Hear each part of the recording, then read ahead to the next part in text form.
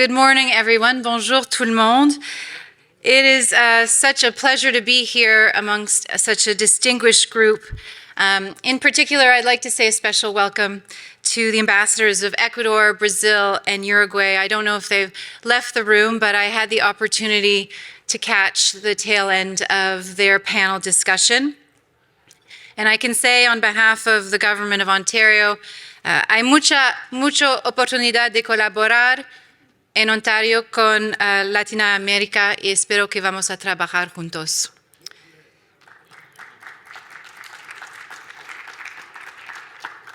The Toronto Global Forum is a prestigious event, and with our government's focus on rebuilding Ontario, this conference provides a great opportunity for all of us to work together in collaboration to achieve our shared goals.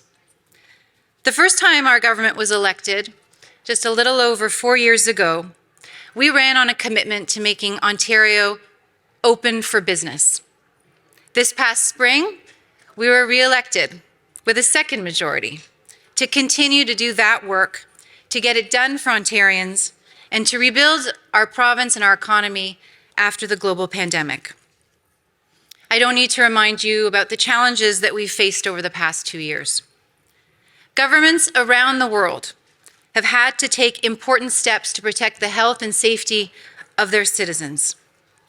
In Ontario, during the pandemic, we supported individuals and businesses so that they could weather the storm. Ontarians demonstrated great resilience and an incomparable, innovative spirit.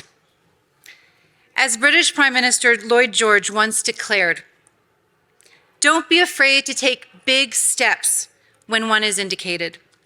You can't cross a chasm in 2 small jumps." We heeded those words. We took those big steps to cross the chasm. We pivoted. We innovated. Our government's comprehensive approach to business and jobs was always designed to strengthen Ontario as a destination of choice for investors, businesses, and job creators. We make every effort to provide the right conditions to stimulate economic growth in our province. By providing an estimated $8.9 billion in cost savings and targeted supports for Ontario businesses in 2022, and injecting hundreds of millions of dollars into Ontario's venture capital ecosystem, we are creating the best possible conditions for businesses to grow. And as a result, we have attracted unprecedented investments in key sectors of our economy.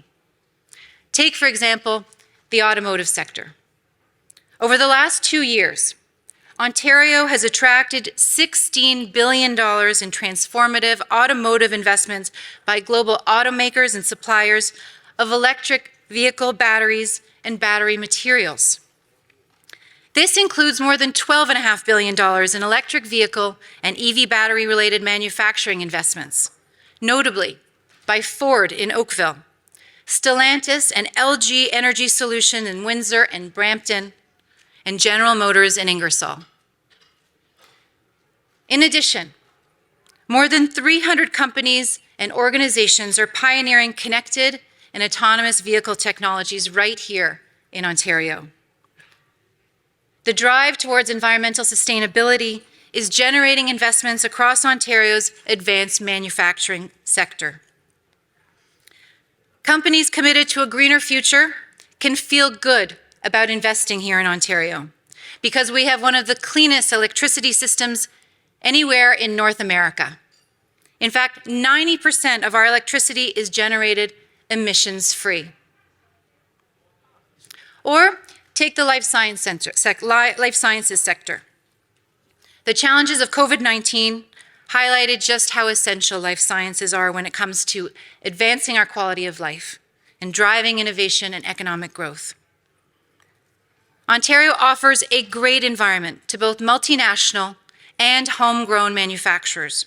We have top-ranked institutions, researchers, and developers right here. And our province has attracted close to $2 billion in new investments from global biomanufacturers. This will boost Ontario's biomanufacturing capacity and deliver Ontario-made vaccines and treatments. But our culture of innovation doesn't end with life sciences.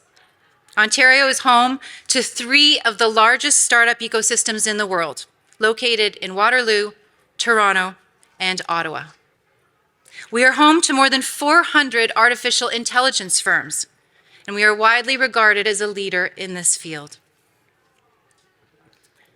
Now, as Minister of Transportation, I would be remiss not to mention our ambitious plan for transit and highways, which will also grow our economy. An efficient transportation network is key to supporting our supply chains and job creators, and to ensuring a better quality of life for Ontarians through better and more connections. It is therefore critical that Ontario's transportation network meets existing and future demand from families, workers, and businesses. And that's why, over the next 10 years, we are building and expanding roads, highways, and transit infrastructure across the province to the tune of $86.6 billion. In fact, our government is leading the largest transit expansion in Ontario's history, because every $1 billion invested in transit helps support 10,000 jobs and boosts Ontario's GDP by another $1 billion. As you can see, we have taken a business-first approach that will make Ontario companies more profitable and help them invest, innovate, and grow. Ontario is rich with opportunity. However, the world economy is volatile. Like many jurisdictions, we face challenges like inflation, supply chain disruptions, labor market shortages, and climate change, and this impacts us all. But this is not the time to be complacent. I know that the strength and the momentum of Ontario's economy will carry us through this period of fluctuation and uncertainty. Ontario, like Canada as a whole, is a welcoming place. People from around the world look to our home with admiration for the freedoms that we enjoy and the opportunities that we have. Indeed, according to recent projections by StatsCan, Ontario's population is expected to reach more than 19 million people in just over 20 years, which is a 30% jump. More and more people are coming to Ontario to build a better life for themselves and their families, and that is great news. These new Ontarians bring new energy, new ideas, new skills. They enrich our province in every way. And we are committed to providing an environment where everyone feels welcomed, feels a sense of belonging, so that they can thrive and also contribute to our province's prosperity. Now, I also want to speak to the opportunity that Ontario's Francophone population brings to our province. La Francophonie enriches our province on a cultural and a human level, but it also represents an economic force. It allows us to welcome a greater diversity of people and to expand our commercial relations with the national and international Francophonie. The Francophonie is a growing market. We are talking about 700 million people on the planet by 2050. We need to mobilize all the players in Ontario's economy, including the vital forces within the Franco-Ontarian business community. And based on the actions that our government has taken to both build Ontario and the Francophone business community, I believe that we are well positioned to do so. We have more than 30,000 Francophone small and medium-sized businesses. In Ontario, our bilingual workforce produces just under $80 billion of our GDP. And our volume of interprovincial and international trade with other Francophone markets is significant. For example, if interprovincial trade between Ontario and Quebec increased from $82 billion to $100 billion, it would mean $336 million in new exports for Ontario's Francophone businesses. As well, As an observer member of l'Organisation internationale de la francophonie, Ontario has economic ties with 46 of its 54 member countries. This represents a total of $18.8 billion in bilateral trade with these partners. There is clearly so much potential here, and we must continue to work together to unlock it. This economic opportunity could sustain and ensure the prosperity of our Francophone communities and our language here in Ontario. Dans un discours prononcé en 2014, l'ancien Premier ministre français Manuel Valls déclarait, je cite, « La culture, c'est un moteur économique pour notre pays, pour son rayonnement, grâce à notre langue, la francophonie, pour son attractivité. Mais c'est aussi et c'est surtout l'ouverture aux autres, la construction de l'individu, l'émancipation. »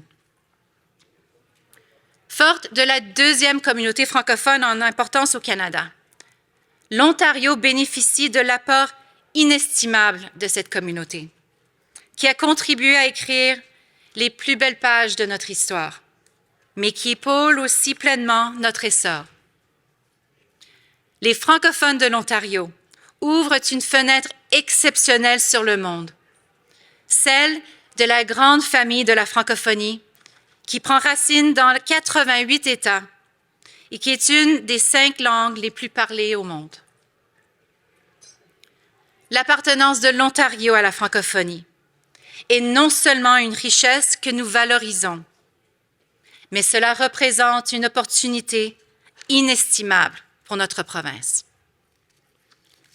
Au niveau du rayonnement culturel et économique, il s'agit d'une passerelle vers l'avenir.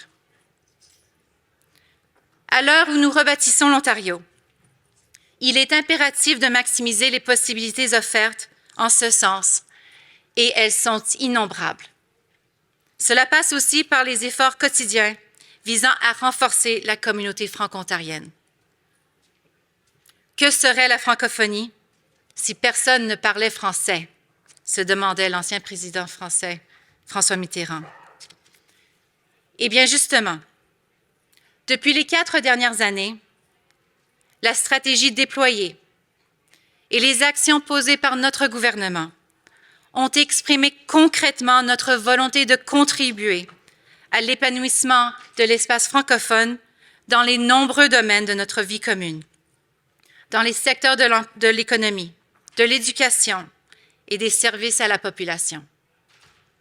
C'est un travail de fond nécessaire pour assurer l'avenir de la communauté francophone. Et ce n'était qu'un début. Nous déploierons autant d'efforts pour écrire le présent chapitre que nous en avons consacré pour le précédent.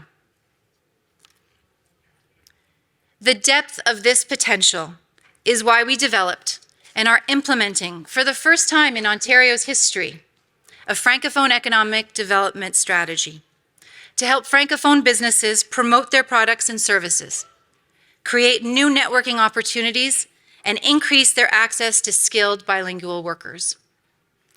This new strategy focuses on 3 pillars, which provide the framework for our actions. First, we want to encourage and support entrepreneurship, a key driver of economic growth in Ontario. Second, to help businesses remain competitive, we want to support them by increasing the number of Francophone and bilingual workers in Ontario, by focusing on training and recruitment in key sectors, and by working with the federal government to increase Francophone immigration. Third, we will continue to highlight the province's francophonie as an economic asset across Canada, but also to the world.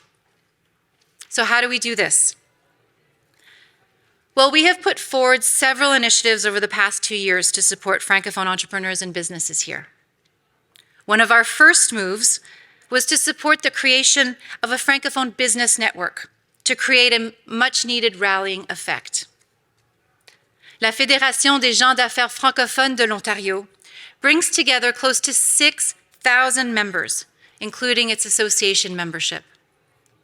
The FGA is a partner in today's Francophone Economic Summit taking place right here at the Toronto Global Forum. The FGA's presence here is critical to generating discussions and opportunities for key players in the francophonie and the business sector. We are also developing a solid Francophone business ecosystem in Ontario that will help entrepreneurs connect with organizations that can support them as their emerging businesses go through critical pre-incubation, incubation, implementation, and acceleration phases. In fact, our government recently issued a call for proposals in view of expanding the range of business supports available to Francophone businesses and entrepreneurs, particularly startups. The objective is to create jobs and increase access to French language business services. In order for our Francophone economy to really thrive, though, we need to talk about human capital. To prosper and to offer the services in French that our province requires, our economy crucially needs a skilled French-speaking workforce. The labor shortages affecting many sectors of our economy have not spared the Franco-Ontarian economy, particularly in key areas such as education and health. To address this issue, the Ministry of Francophone Affairs is working closely with partner ministries to develop appropriate training and employability programs. Our government is also counting on the new Université de l'Ontario Français, a post-secondary academic institution right here in Toronto, which opened its doors last year. We hope that this institution and the other French language universities and colleges can help train the workers that we need for today and tomorrow. And we are also counting on immigration to help solve some of these workforce shortages. We're working with the federal government to better stimulate Francophone immigration. On the partnerships front, we are leveraging opportunities, such as this very economic forum, to establish and promote collaborations between provinces and countries. In Canada, our premier partner is obviously our immediate neighbor, Quebec. Our trade relationship with Quebec goes back many years, and we are very proud to encourage more interprovincial trade with Quebec with the second annual Ontario-Quebec Francophonie Trade Award. Ontario also has other natural allies in the Canadian Francophonie, including New Brunswick, Canada's only officially bilingual province. I am convinced that strengthening our business relations with New Brunswick will necessarily lead to mutual benefits for the economies and communities of both provinces. We are also promoting our francophonie beyond Canada's borders. Ontario is in the process of developing a cooperation agreement with the French-speaking community of Belgium. This first-of-its-kind agreement between Ontario and La Wallonie-Bruxelles will cover different areas, including education, youth, digital technology, and economic development. So as you can see, economic development is a cornerstone of our government's vision while we are working hard to rebuild Ontario. Our strategic approach to business is designed to strengthen Ontario's standing as a destination of choice for investors and businesses. And at the same time, we are doing everything that we can to ensure that conditions are in place so that Ontario's Francophone community flourishes and fully participates in Ontario's economic growth. The future for Ontario is bright, and it shows great promise as we, together, embrace the challenges ahead. Thank you so much for inviting me to speak with you today. Merci de votre accueil et bonne journée.